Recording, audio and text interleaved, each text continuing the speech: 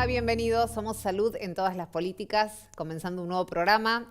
¿De qué nos ocupamos hoy? De la formación y de la investigación en materia de salud en la República Argentina. Entendiendo que no solo esto es una especie de marco teórico o elementos fundamentales para la formación de nuestros médicos y de nuestros científicos, sino que realmente creemos que todo lo que tenga que ver con el desarrollo y la investigación en materia sanitaria es determinante sobre todo el sistema de salud argentino. Definitivamente es una cuestión que puede cambiar la vida de un paciente, el tratamiento de un paciente y hasta el perfil epidemiológico de un país. Por eso queremos aprender acerca de esto y entender cómo está Argentina en esta materia. Lo invitamos al doctor Mario Turín para conversar de este tema. ¿Cómo le va, doctor? Bienvenido. Muchas gracias. A muy usted, bien, a muy usted bien. por venir. El doctor es rector emérito del Instituto CEMIC, que se dedican especialmente, doctor, a ocuparse, ¿no?, de lo que es la investigación y la formación en materia de salud, ¿no? Exactamente. En realidad CEMIC es un instituto universitario que se llama instituto precisamente por dedicarse solo a una disciplina, que son las ciencias de la salud. Para ser universidad hay que cubrir 2 o más disciplinas. Comprendo. En nuestro caso, como el instituto nace de una institución dedicada a la asistencia médica y a la docencia e investigación para mejorar la calidad de la asistencia médica, y así fue imaginada por Norberto Quirno, su fundador, en el año 1958.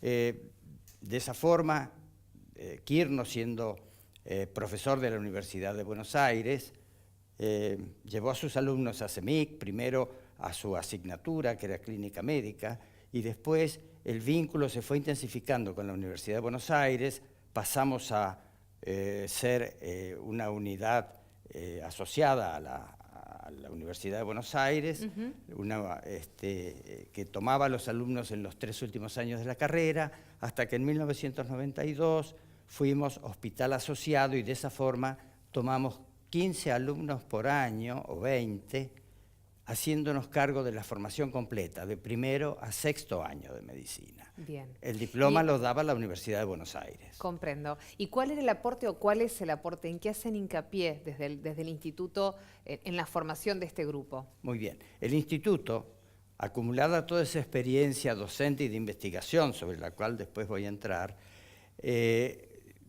tuvo este bagaje para ser creado por el Poder Ejecutivo Nacional y empezó a funcionar en el año 1998. Yo he sido rector del instituto hasta el año 2016 y bueno, el instituto tuvo la deferencia de designarme rector emérito y en esa condición estoy aquí. Siente mucho orgullo por la tarea cumplida, ¿no, doctor? Se lo nota muy contento cuando cuenta todo esto. Sí, es cierto. Entonces, este instituto que está dedicado a ciencias de la salud, y por ser universidad, tiene que cumplir con las 3 funciones de la universidad. Ajá. Las 3 funciones de la universidad, de cualquier universidad, a partir de 1918, la reforma universitaria, claro. Sus funciones son la docencia, la investigación y la extensión.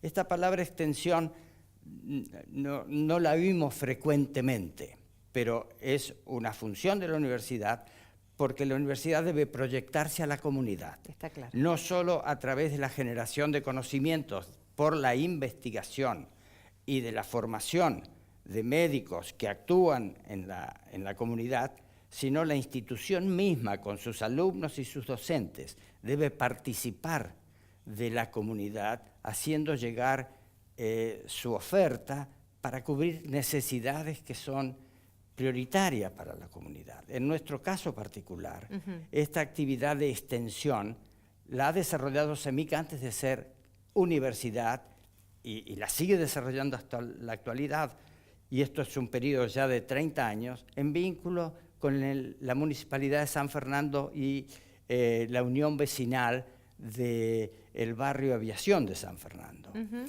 Allí comenzamos en una casa que nos cedió la Unión Vecinal y recientemente la Municipalidad de San Fernando construyó un centro de atención primaria donde funcionan 10 consultorios y que tienen lo elemental para la atención primaria de la salud, porque el nivel superior pasa al hospital cuando es necesario para la consulta con especialistas. Entiendo que intentan, por lo que usted nos está contando, Sí. doctor, llegar a cada comunidad. O sea, esa extensión de la que usted habla es bien concreta, nos acercamos a los lugares nos acercamos donde nos a la necesitan, comunidad. ¿no? En el caso específico de San Fernando, allí formamos a los médicos de familia. Claro. En realidad no solamente en San Fernando, los formamos en distintos lugares, incluso en nuestros centros de asistencia. Pero también los alumnos de la carrera de medicina y los especialistas rotan por San Fernando, pero rotan también por actividades de extensión en el Chaco. Los alumnos que realizan el 6º año de medicina tienen la posibilidad de hacer prácticas en Tucumán o en Corrientes, en donde tenemos vínculos por convenios con universidades y para completar su formación. Donde las realidades además son muy distintas. Distintas. La medicina se ejerce también según la realidad sociopolítica o geográfica. Por supuesto. Entonces, naturalmente, no es lo mismo, ¿no? Formamos parte también de un programa que se llama Marca, que corresponde al Mercosur. Los alumnos de nuestro instituto universitario pueden rotar por países del Mercosur, así como recibir nosotros en nuestra casa a los alumnos de universidades del Mercosur que tengan convenio y adhieran a este programa Marca, que es financiado por los gobiernos. Esto lo hacemos desde hace más de 10 años. ¿Cómo se accede al beneficio de formarse en el instituto? ¿Cómo llegan estos alumnos de la universidad que estudian medicina y después van completando la formación con ustedes? Bueno, ellos estudian medicina desde cero. Ingresan con un examen de ingreso, por supuesto un curso de ingreso, y bueno, son formados de acuerdo a los estándares establecidos por el Ministerio de Educación. Pero me refiero, ¿llegan por promedio, llegan por elección, llegan...? Ellos tienen un curso de ingreso, que es optativo. Pueden dar examen a distancia también, para los del interior que quieren hacerlo, o de las vecindades de nuestra institución. Y se hace un ranking, y los mejores del ranking son los que ingresan. Entiendo. Doctor, cuando ustedes allá por el año 98 me dijo, ¿no? Sí. Empezaron a pensar este proyecto. No, el proyecto empezamos en el 94. En el 94, bueno, un poquito Fue antes. aprobado en el 97 en el 97 y puesto en función en el 98. Bien. Cuando ustedes pensaron en esto, ¿qué vieron? ¿La necesidad de ampliar la formación de los médicos en materia de extensión, en materia de cercanía a los pacientes? Bueno, en realidad yo le mencioné nuestro vínculo con la UBA. La UBA en realidad nos facilitó enormemente la posibilidad de introducir innovaciones en la carrera de medicina, respetando, por supuesto, el plan de estudios de la UBA.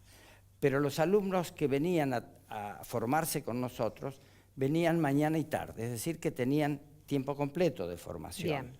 No solo eso, sino que en vez de hacer la carrera en 6 años, la hacían en 5, pero no egresaban en 5, por esta carga horaria que podían tener yendo de tarde también a formarse. Bien.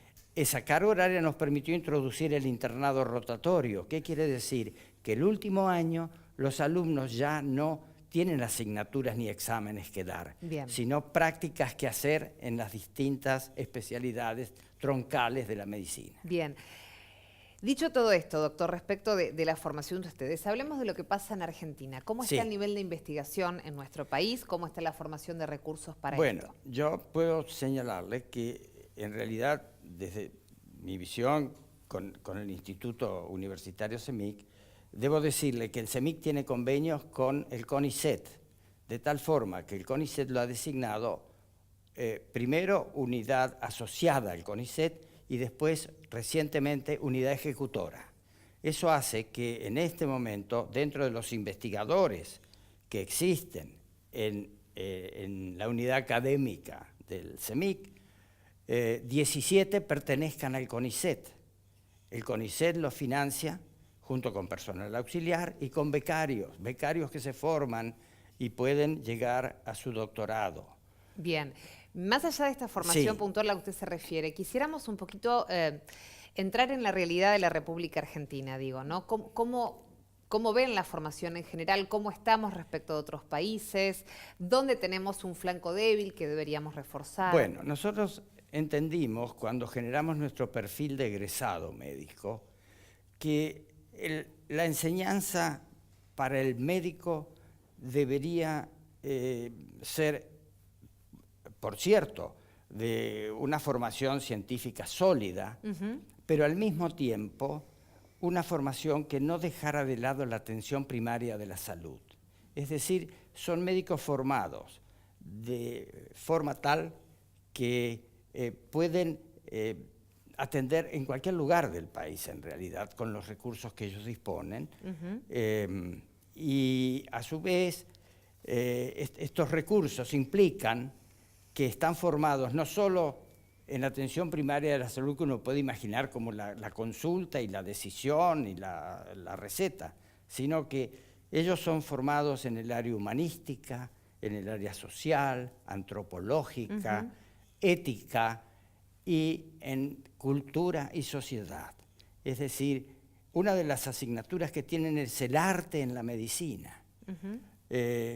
Damos a este eje humanístico un valor muy importante para hacer que el médico tenga una visión abarcativa de lo que debe ser su actividad comunitaria y de lo que debe ser la relación médico-paciente, tan demandada por nuestra sociedad, porque ese vínculo que existió en mi caso y por razones de edad, con una, digamos, una forma tan particular del médico de familia de años A, se fue perdiendo, porque esta vorágine en que vivimos hace que los tiempos de todos valgan mucho.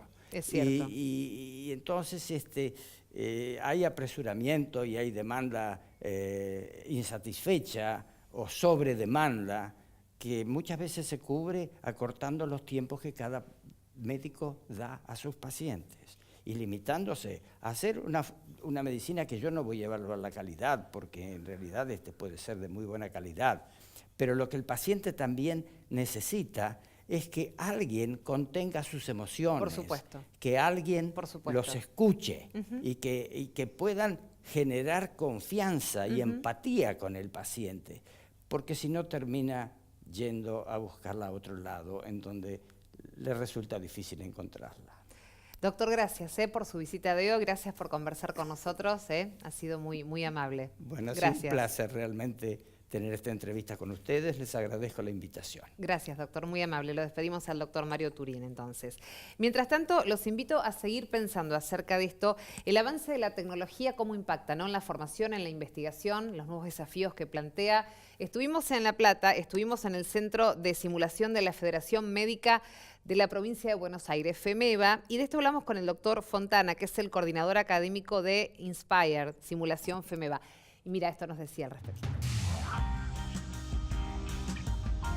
La simulación es una herramienta pedagógica que en este momento se la considera la más apta para lograr una competencia. Es decir, hoy día todos los programas, ya sean las facultades de medicina o sean los programas de residencia, está hecho en base a competencias. La competencia es mucho más que lo que es cognitivo. A mí no me basta con saber que el punto yo lo tengo que dar de esta manera, con una aguja, sino que uno tiene que lograr hacerlo. Hay una pirámide en pedagogía que se llama pirámide de Miller, que va desde la base hasta el vértice, cuáles son los distintos estratos. En la parte basal es el conocimiento, es lo que uno le pregunta al participante, un conocimiento, por ejemplo, en anatomía, dónde se inserta un músculo, quién lo irriga, quién lo inerva, etc. Ahora, cuando uno llega al vértice de esa pirámide, en el vértice tiene que estar el hacer, ¿no? Y la simulación está muy cerquita de eso, porque si bien no reemplaza al paciente, pero ya muestra cómo lo hace. Y la otra gran ventaja que tiene es la seguridad del paciente, porque todo esto se hace en un ambiente seguro, tanto para el paciente como para el profesional. La simulación se puede aplicar en cualquier área de las ciencias de la salud, ¿cierto? Hay algunas donde uno hace hincapié a veces en una cuestión técnica, como podría ser los simuladores para los cirujanos que practican habilidades técnicas, o puede ser un consultorio donde se practique una habilidad comunicacional que puede ser utilizado por un médico clínico, un pediatra o un psiquiatra.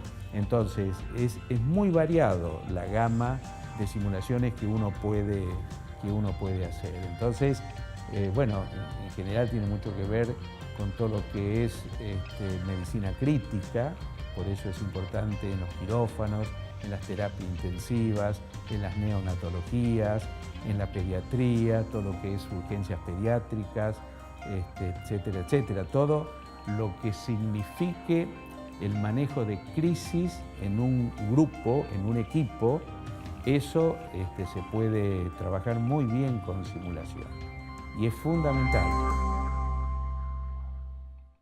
La propuesta que hacen desde FEMEVA entonces es tener esta posibilidad, ¿no?, de tener un lugar específico donde poder llevar adelante, ¿no?, lo que se desarrolla en materia teórica o de investigación para poder aplicarlo. De esto vamos a hablar también y lo saludamos al doctor Ernesto Duronto. ¿Cómo le va, doctor? Bienvenido. Gracias por la invitación, Milva. A usted por venir. El doctor tiene, bueno, un rol muy importante dentro de lo que es la Fundación Favaloro, que sin duda es un centro por excelencia, ¿no?, de calidad de formación. Él es el jefe del Departamento de Docencia e Investigación, precisamente. O sea que especialmente le interesa, ¿no?, el trabajo de enseñanza permanente, podríamos decir, de aprendizaje permanente, ¿no? Así es, así es. De hecho, se llama Fundación Favaloro para la Docencia e Investigación Médica. Es que ha sido uno de los pilares del doctor René Favaloro, sin dudas, ¿no? Así es. Bueno, ya desde la época que el doctor volvió, él comprendió que el sistema de salud de Argentina necesitaba no solo la asistencia, sino la docencia y la investigación, y se volcó a eso desde los primeros años en el Sanatorio Güemes y últimamente en la fundación que nació en 1992, comenzó a trabajar en el lugar donde está actualmente. Y desde ahí hemos tenido varias camadas de residentes, ahora tenemos casi todas las especialidades, y la verdad que la docencia y la investigación son la base de la formación del médico. Y eso también lo acerca y lo humaniza, ¿no?, respecto del vínculo con el paciente, porque en realidad todo eso funciona si hay una simbiosis entre lo que sería un marco teórico, una investigación, y después cómo aplicarlo en beneficio del paciente. Exactamente. El doctor lo decía claramente, el beneficiario último es el paciente y por otro lado es el primero que debe beneficiarse de la terapia que nosotros le damos.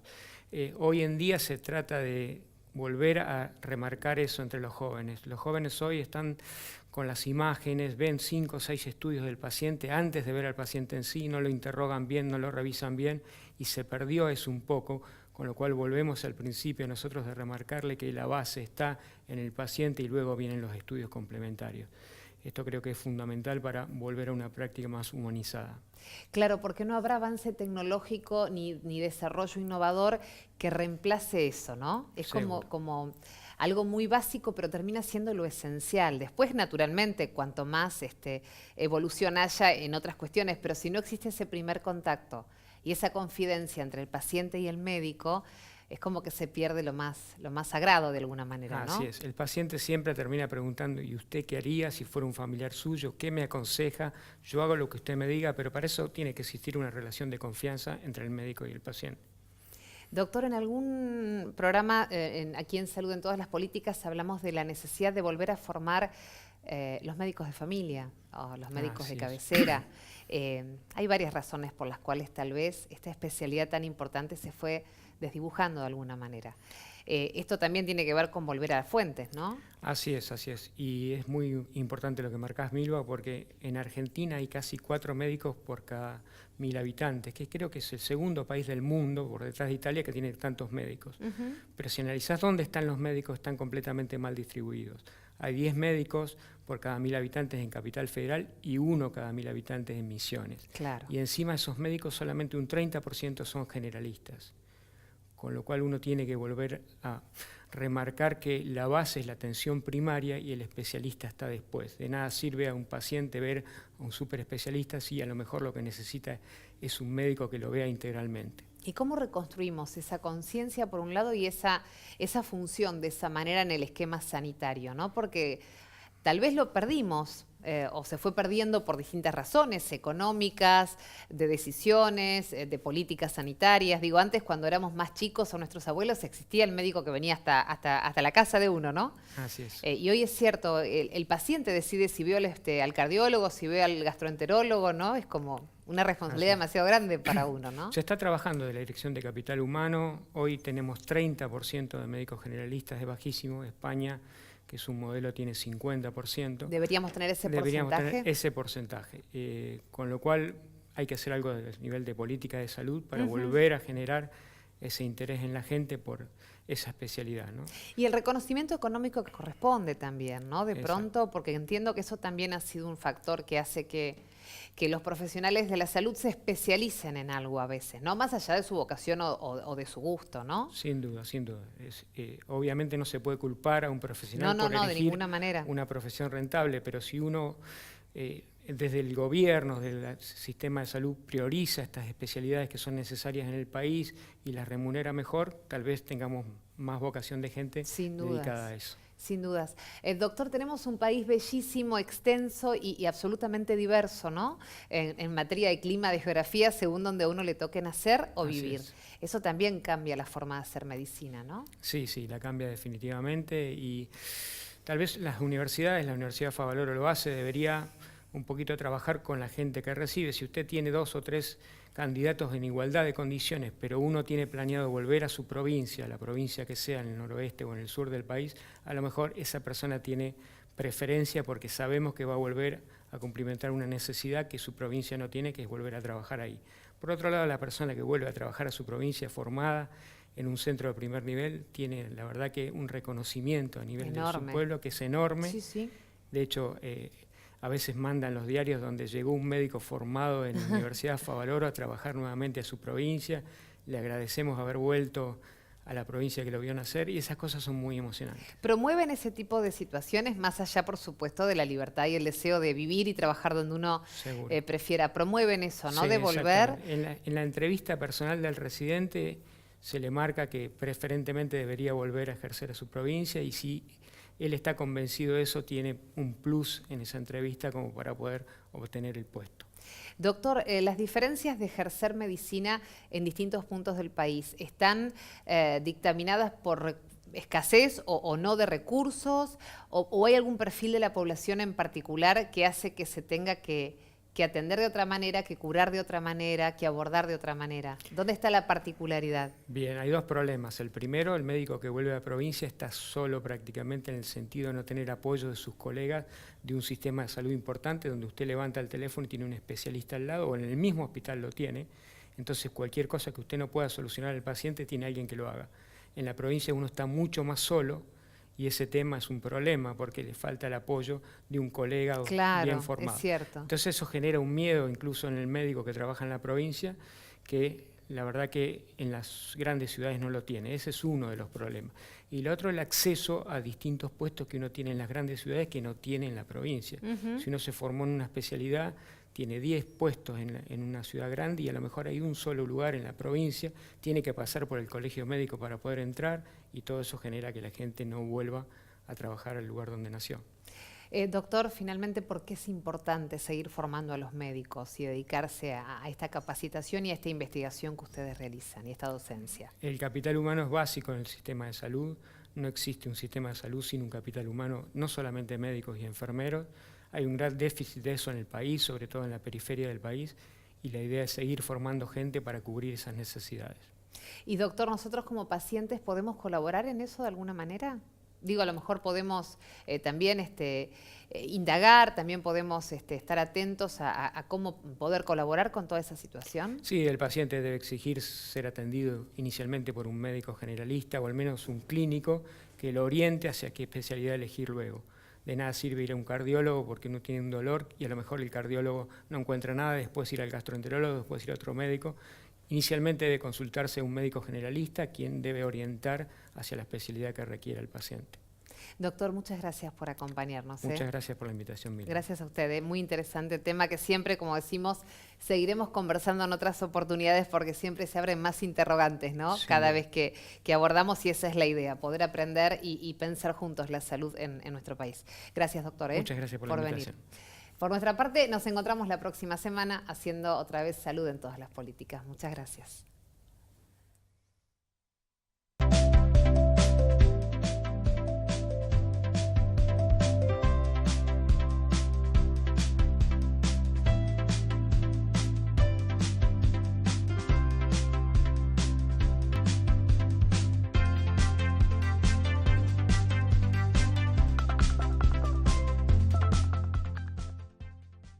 A veces para ganar, más vale jugarla de callado. Bueno, estamos transmitiendo en vivo en el Caballo de Madera por entrada a Troya. Mala. Que un like no cambie tu historia. Os de Neo, seguí tu plan. Cuando llevamos una vida equilibrada, nos encontramos con un mejor diagnóstico. Por eso nace nuestra nueva sede Pilar. Un perfecto equilibrio entre la ciencia, la calidad y la naturaleza, donde vamos a recibirte con la calidez que necesitas para estar bien y donde nuestros profesionales dan sentido a la máxima tecnología utilizándola a conciencia. Un lugar en el que cada detalle ha sido pensado para que cuidarte sea una buena experiencia. Te invitamos a conocer nuestra nueva sede Pilar, ubicada en el kilómetro 48,5 de la colectora Panamericana Pilar. Porque en Diagnóstico Maipú hacemos todos los días lo imposible para que cada vez que vengas te encuentres con un mejor diagnóstico.